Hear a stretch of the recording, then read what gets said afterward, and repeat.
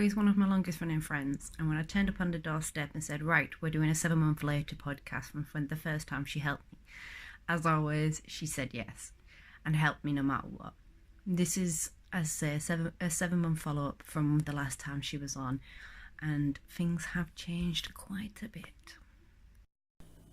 Good afternoon and welcome to another episode of A Cuppa with Mental Health, where we're here to discuss people's stories from mental health to mindset and everything in between over a cuppa. I have a recurrent guest. Yay! It's me, Zoe. She was my guinea pig for changing up how I did a cuppa with when it was A Cuppa with Mental Health, and now it's just a cuppa. Luckily enough, she's one of those that is a good friend of mine and not easily offended, and also quite good to experiment on. Yes, which is why she's dropped into my house at 3 seconds notice and gone, by the way, you're going to be on my podcast. Yay! I'm like, oh, I've just been to the doctors. Oh my good God. Not ready for this. But okay, let's do it. And that's why I love her so much. So, it's been... Oh, wait a sec. 7 months since you were last on the podcast. Looking at your invisible watch there. Sometime. Been about 7 months since you was on. Yep. How do you think anything's changed, or has anything changed since you were last on? I know we spoke about mental health and stuff from your childhood and how you're feeling now, and to do with your physical health that was affecting your mental health. Well, I don't go to the doctors anymore because I don't believe them. Which is, well, I do go to the doctors because I've just been there today, but like, not for me. So, but for my child. When it comes to medical stuff. Yeah. I went to a chiropractor a while ago, and that really helped me out, actually. It doesn't help everybody, and I understand that, but it actually helped what I did. And it literally cured the pain I was in straight away. Well, the numbness I was in straight away. Not the pain, because that's still there, and it hurts so much, if I could explain it to anybody. But yeah,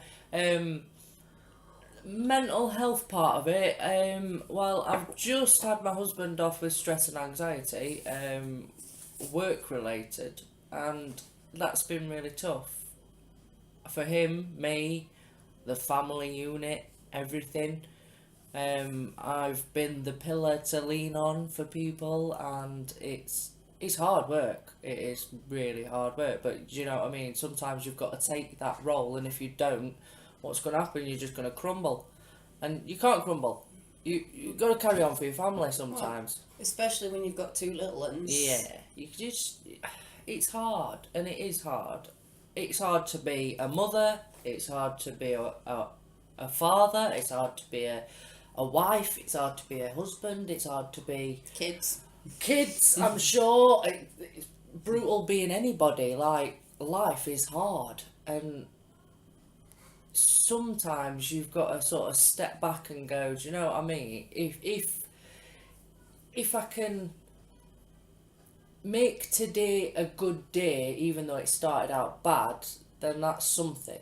Turn one thing from negative to positive. Yeah, just one thing. And you can't always do it with everything, but you can at least try with some things. So that's what I've been trying to do. And within this 7 months, one of our really close friends had lost an absolutely beautiful child to a tragic accident, and his name was William, and you know him well. Yeah. You know the mother, and you know him, you remember him from our wedding, and it was an absolute nasty time. And I don't think I've actually fully dealt with that either, because he was only 6 months different from my son. And it hit home hard, like life can just be snatched away. It was a freak accident as well. Man, and it's like, that can happen to somebody, and then the mother, Kate, is the strongest woman I've ever met. It's the most tragic thing to happen to anybody. I find it hard to talk about. It's really hard for me because I've never really lost anybody, but he's the closest thing, apart from my uncle, that I've lost.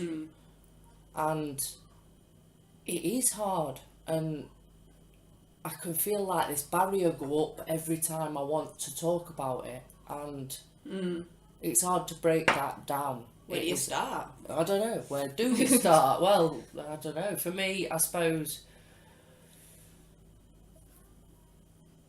Kate's a good instigator for me. She sends me messages, which is really nice, and she shouldn't have to do that. I know, but it's one of those where I always find that those who lose somebody, it's whether it's their child, their husband, their wife, their mother, father, the person who's the one that's lost, who's lost that person, is generally one to go, it's okay to talk about them. Yeah. It's okay to talk about them. You're not going to talk, it's not like they didn't exist. We're not going to pretend they didn't exist. They did. They were alive, whether it was a long life or a brief life. They were alive. Oh, he was an old soul though, he was. I tell you, like, he used to do some certain things, and he'd just be like, he's been around a while, He's seen a few things. Yeah, that one. he's been here and there, that one, yeah. He's good. Speaking of little ones, we do have a little one running around here, so if you hear a little voice, then you know it's a little girl. She's a little troublesome one. Yeah. Conan. So within 7 months, you've had a lot to deal with. It wasn't just. So we've had stress, anxiety, depression, money troubles because of him being off work, me going to work more, so that's putting a different spin on the home life. So like, he's at home more looking after the kids, and I'm out at work more. How has that been? Because that's the thing, it's like when roles switch up, and generally when it's the we're seen as the generic family of the man goes out and earns, and you before that was living the I can't get my words out. Generic nuclear family, 2 kids, husband works, you stay at home with the kids, work part-time. To flip that... It wasn't always like that though. When me and Lee, my husband is called Lee. Just in case anybody didn't know. But yeah, so... but anyway, so when we first met, I was working 36 hours a week-ish. And he wasn't working. And then we accidentally got... Well, not accidentally, because, you know, having a baby is not an accident, but you know what I mean. It wasn't really planned for that moment in time. It happened then, and it was like, yay! Shit! We've got nothing prepared. So yeah, and then I was still working like loads and loads of hours, and then he went and got a job, and he got a full-time job, blah da da da da. And then he got messed around with that job, and so yeah, you go on like this. It worked like that, and then it was he went out and worked more because I was at home with then a newborn. Which you get all that time off for your paternity, which is not enough. I don't think. A maternity even, or your paternity, I don't think you get enough for either of them, to be fair. They're changing the rules. They're supposed to be changing the rules. But what happens if this fucking malarkey with government happens? Do you know what I mean? I'm not even getting on to that. No, we're not getting to that one. I'll be here all day. I'm not getting on to that. It's just... Anyway, let's all move to Canada. Wait, is Canada good? Yeah, Canada's good. Canada's good? Right, let's I've go got a few Canada. friends in Canada. Oh, Canada. That's not right. For any of my Canadian friends, I apologise. I apologise as well. I'm really sorry.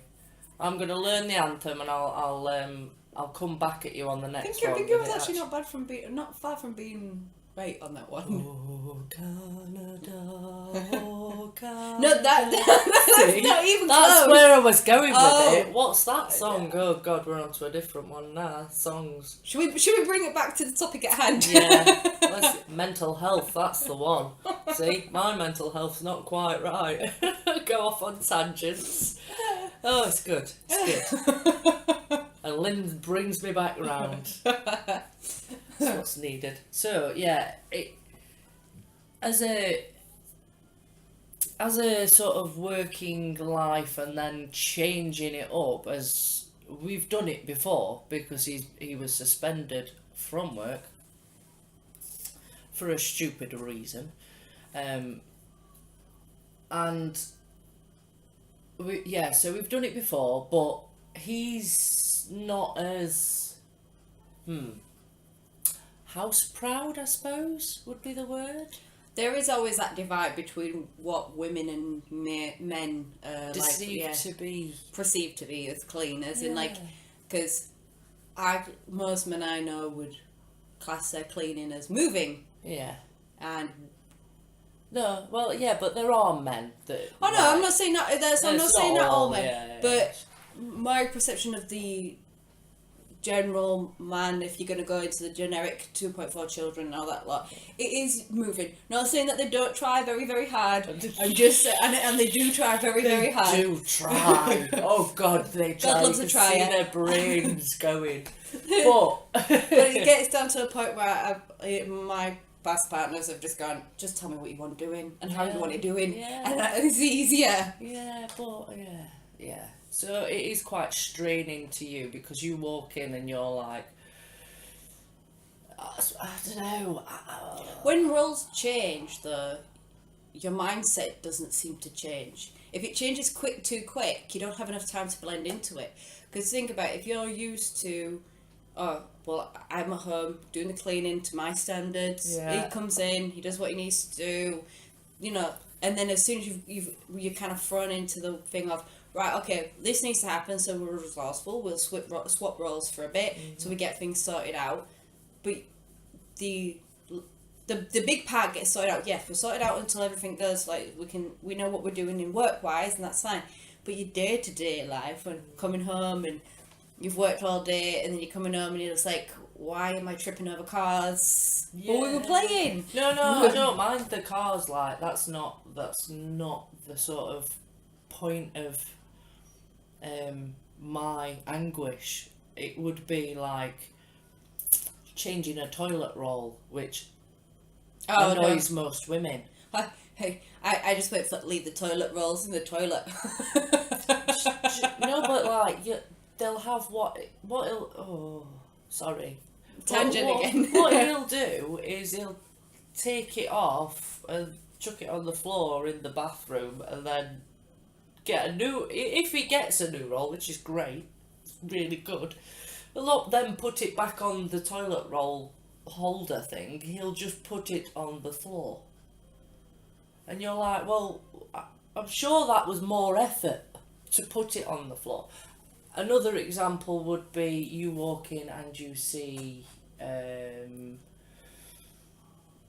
so you have a rota for doing things, like you have, say, every week you do the washing, or certain washing, like do the whites, or you'll do the bleaching of the toilets or the changing of the beds and the other random things, cleaning the bath out, which needs to be done like once a month or every 3 months or blah de blah de blah. But because you change over, he'll not think about those things. No, it's actually your routine, not his routine. Yeah, no, and you're like, well, why doesn't he realise that they need doing as well? Because he doesn't see them. But how do you not? But that's with them? anybody, any partner. Yeah. If he's been at work all day, he's not going to see them. He won't see your routine. Yeah. And this is why it can affect. I've seen it affect so many people's mental health. It's like when I was the one working and my kid's dad was at home.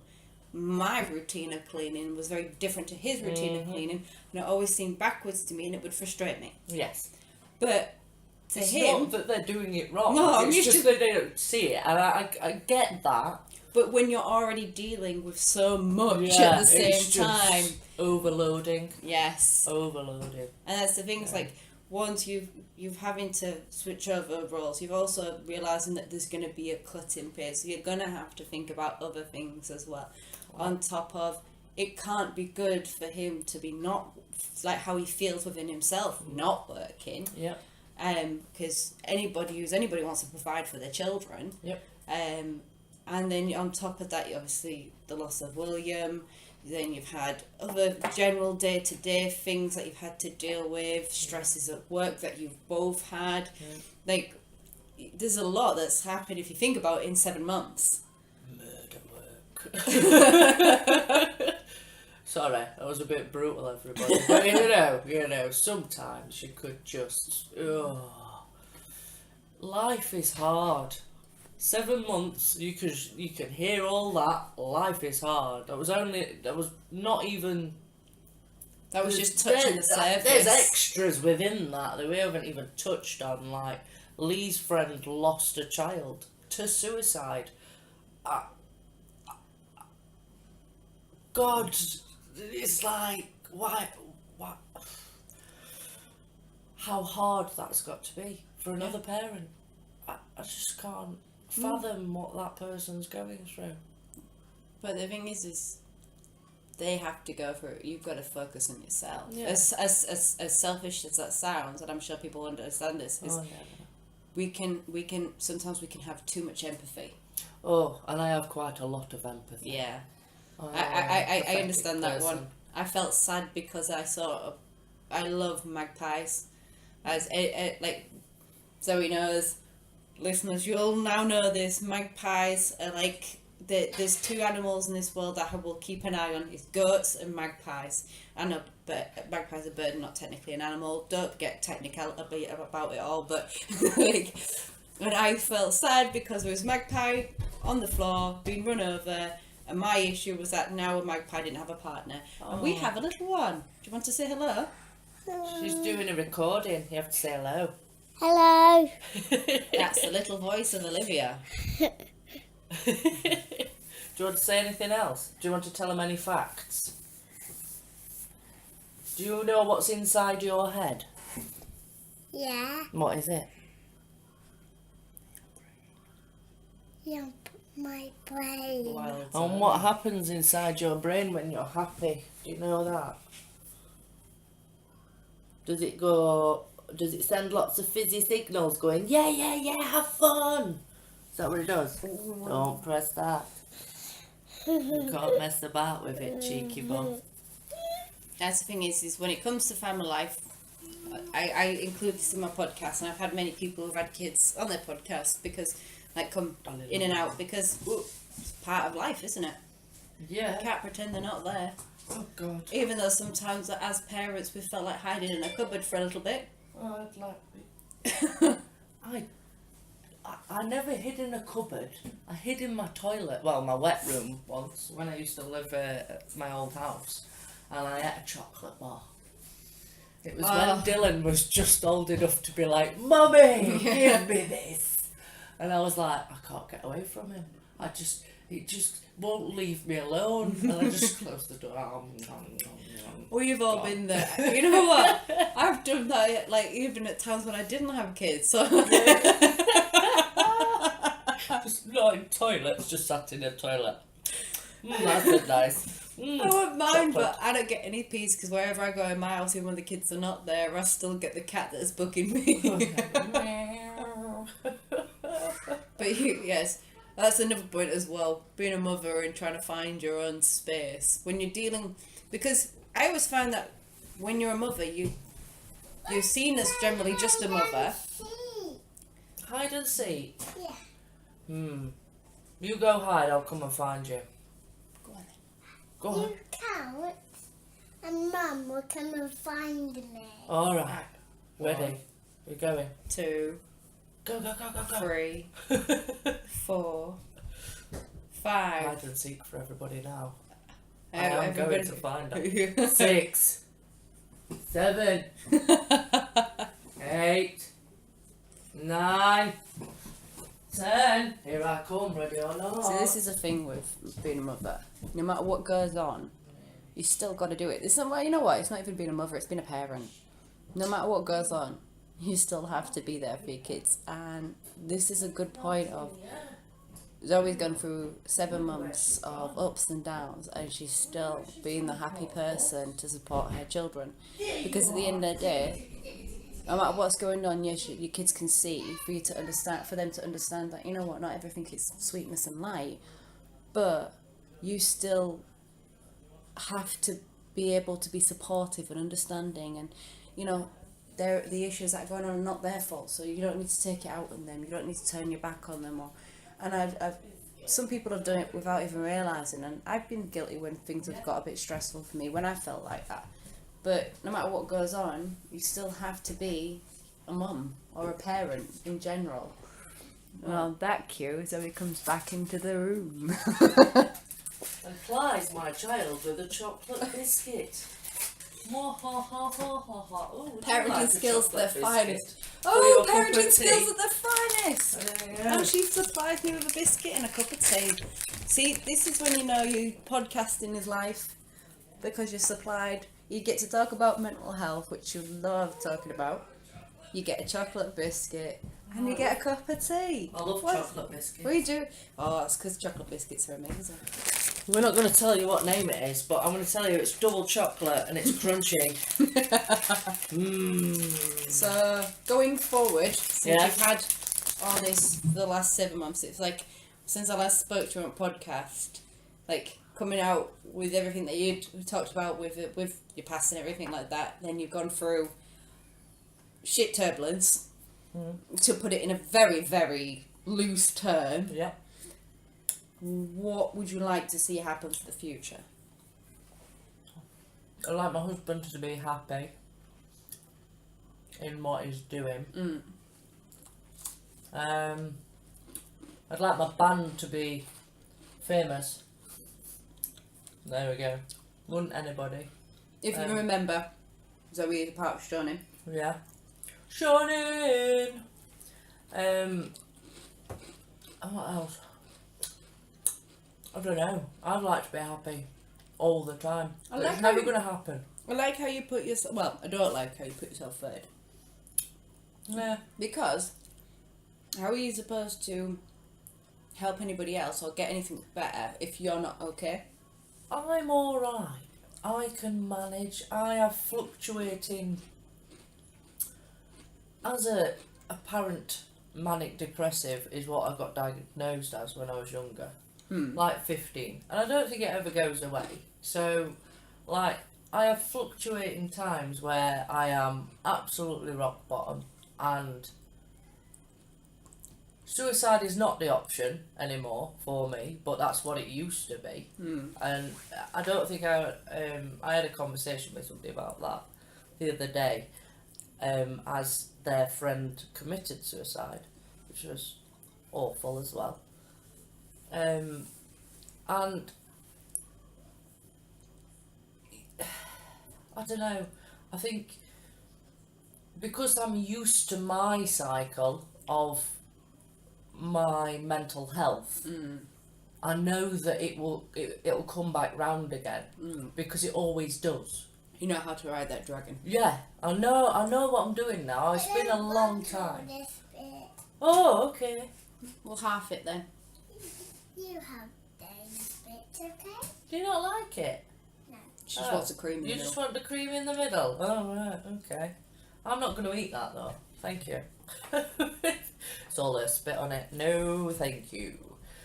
I do like biscuits, but not that much. So yeah, I do know how to ride that dragon now, and I suppose, like, I know it won't be as bad as what my brain's telling me it's gonna be, because it's never that bad. Like, people in the world are losing children. People in the world are having wars. There are, like, people in France are having revolutions. Do you know what I mean? It's like, what the hell? People are dying all over the world. I'm here. It could be a lot worse for me. Life could be a lot worse, and it's not. So I've got to look at the positives about things, and my head sometimes goes into that dark place, but I just got to bring it back round, and that's what I do.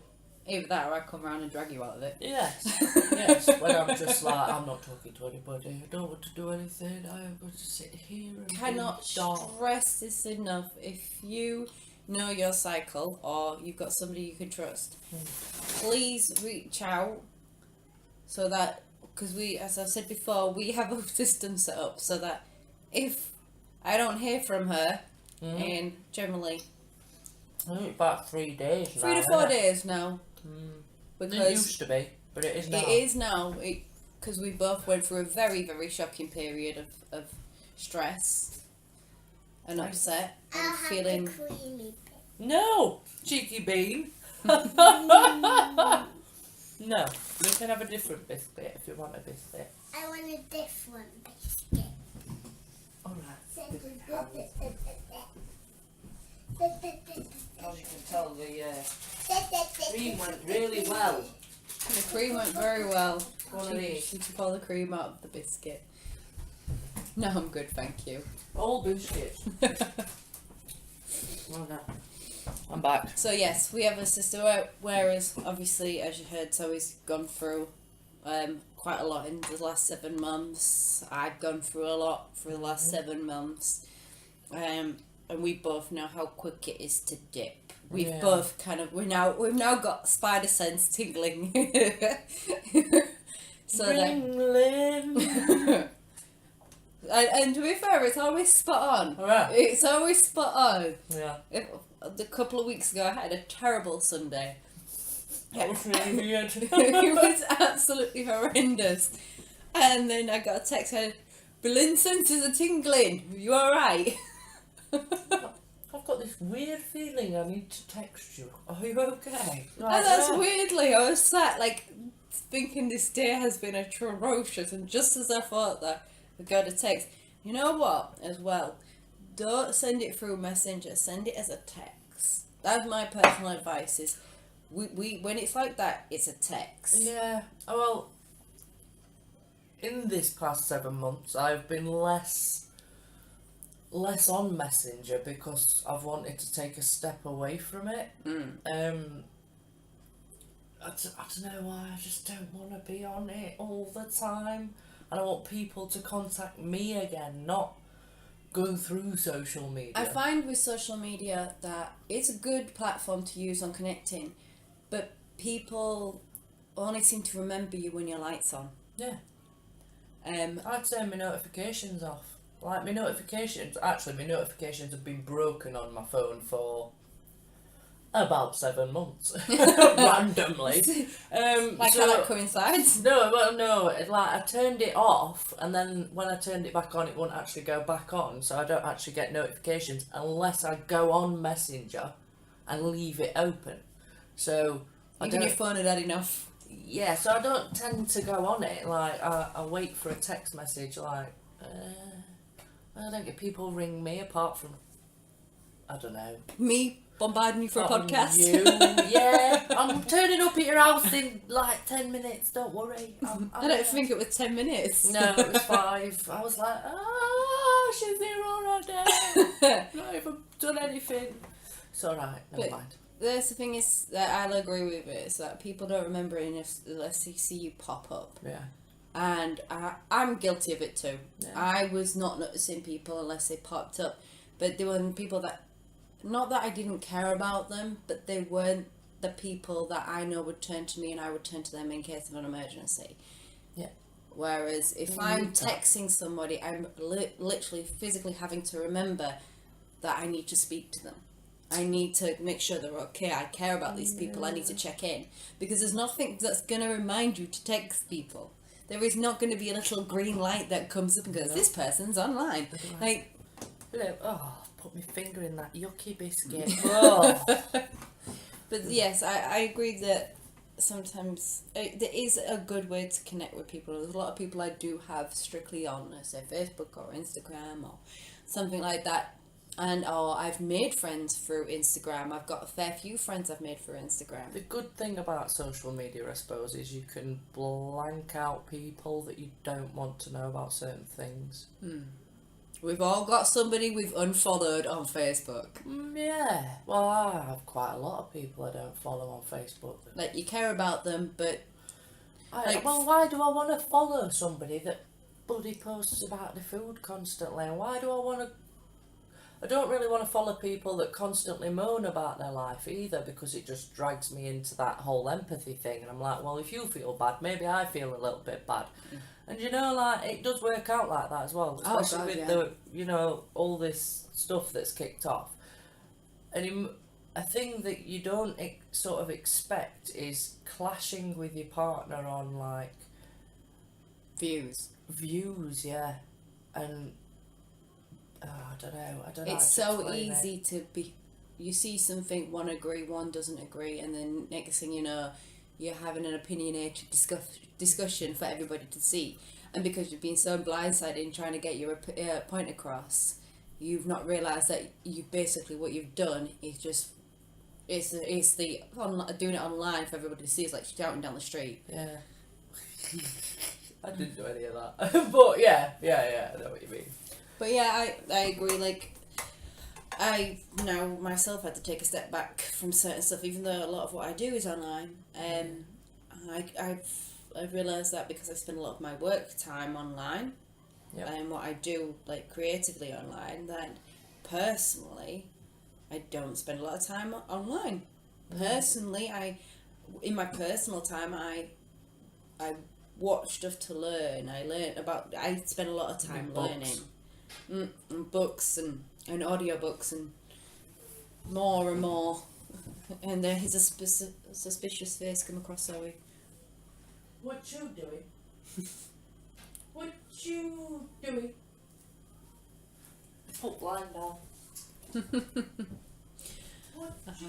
I'm sure every parent will understand this, that silence means trouble. But yes, I have to agree that when it comes to social media, while Zoe's popped out the room to sort that out, I love social media. I think it's a tool, but I think we have to remember how to use that tool.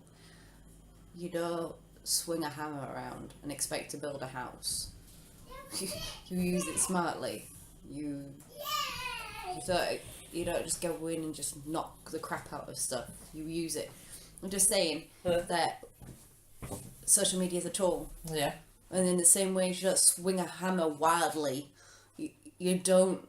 I don't know, I'd like to give that a go. I would definitely like to do some demolishing. It would be amazing. Sledgehammer, lump hammer. Oh, mate, DIY, yes. Oh. Well, you've just undone my point. No, but even with those tools, you don't swing it aimlessly because you're going to hit something else. A tool is a tool. It does as you tell it to. You don't swing it wildly in the same way as you don't use social media wildly. You use it wisely. Yeah. Anything you post is always there. Yeah. And once you've put something out there, it's like with the podcast, I take from the conversation as it's being told. Mm-hmm. Once it's out there, it's everybody else's. It's like art. Once you put it out, you draw. You know how you felt when you were drawing and painting. But once you've finished and put it out there, it's no longer yours to interpret it. It's somebody else's. Which is why a lot of artists are like, oh, I don't really appreciate my own work. But then they get a lot of praise for it, and they're like, well, somebody likes it, so somebody likes it. Get it out there. Go on, love. Bit like my artwork, though, isn't it? Like my art, and then my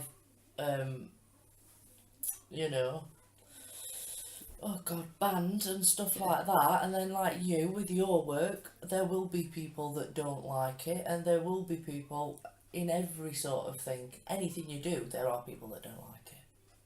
Yep. You can't please everybody. No, you can be a vegan. You can't please anybody. Or everybody even, sorry. You can't be everybody's cup of tea, but I love tea, so I'm good. Yeah, I love tea. But a cup of tea.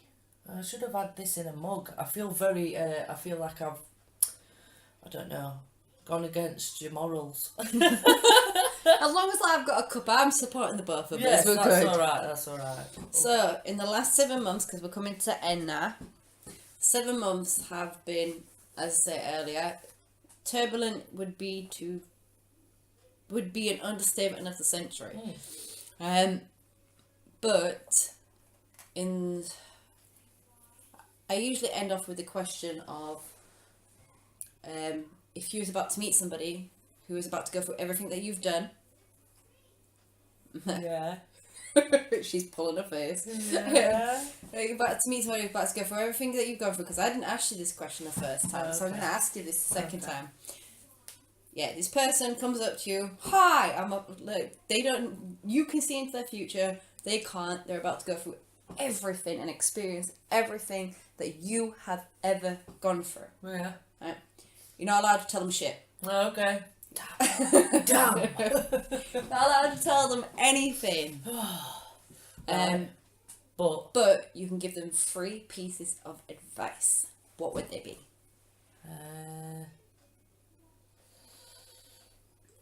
Reset point is a good idea. Start your life from here. It will only... No, that won't work. Oh God, 3 bits of advice. Okay. Try and be positive. Because, you've got to stay. Try and at least be positive. Don't give up. Would be another one. Both hand in hand, really, I suppose. Yeah. Don't give up, be positive. Oh God, I'm like a slogan for thingy-my-bobs. I don't know. Cherish the time you've got. Could all be over any second. Well, that's the one thing we all know. Life will end. Yes, it will. It will. But doesn't mean today's going to be miserable. No, but it could end any second. Like, I could literally stop breathing right now. For no reason. Please don't. I know, but this is what I mean. We don't know what's coming around the corner. I might eat one more piece of chocolate and have a diabetic fit. I'm not diabetic, but that could happen. Because I do eat a lot of chocolate. Yeah, she does. But like other things happen, like I could prick my hand on a cactus and then touch another plant and then die because that plant's juices have gone into my hand. She can't just go simple as a bus hit you. Nope, we're going to plant. That's really toxins. brutal as well, like getting hit by a bus. I can't imagine. Or trip and fell and hit your head or something like that. No, either way, we're not suggesting you do these things. No, we're just saying that. No, but they can happen. It can happen, and you just need to enjoy what you've got, or try and enjoy what you've got, or find a positive in what you've got, and that gets you through each day. Yeah, that gets you through each day. And if it is a piece of chocolate or a bar of chocolate, sod everybody else. If you want that piece of chocolate, have that piece of chocolate. As long as you're not overdoing it like me. Crazy. I like that. Do as I say, not to do. Yeah, exactly. It's never good to follow in somebody's footsteps that's eating way too much sugar. Never for their following body. somebody's footsteps either. No, just do your own path. Somebody's footsteps. Although saying that, when you're a child, you do follow because that's what you're being taught. Oh well, yeah, because it's protection. Yeah, it's to look after yourself. And then you learn your own path when you get to a certain age, which is probably about 3. I tell you what, though, I'm going to say this to you now. If anybody, if anybody thinks you get your shit together when you're an adult, no. I don't know what the youngest. I'm still waiting to. When people say to me, "What do you want to be when you grow up?" I'm like, I'm still waiting to grow up. Yeah, I'm still working that out. Ask me in like 20 years. I don't know. That's the thing. It depends what you want out of life as well. Like, do you want to be successful? Do you want to be, do you want to be successful in your job? Do you want to be... Or your version of successful. Yeah. Do you want... Well, no, but like successful as in like academically successful, you're a manager or whatever. Or you could be successful in your job, say, going around doing sales and stuff like that, but earning big bucks because you're doing good sales. Different sort of successes. So money...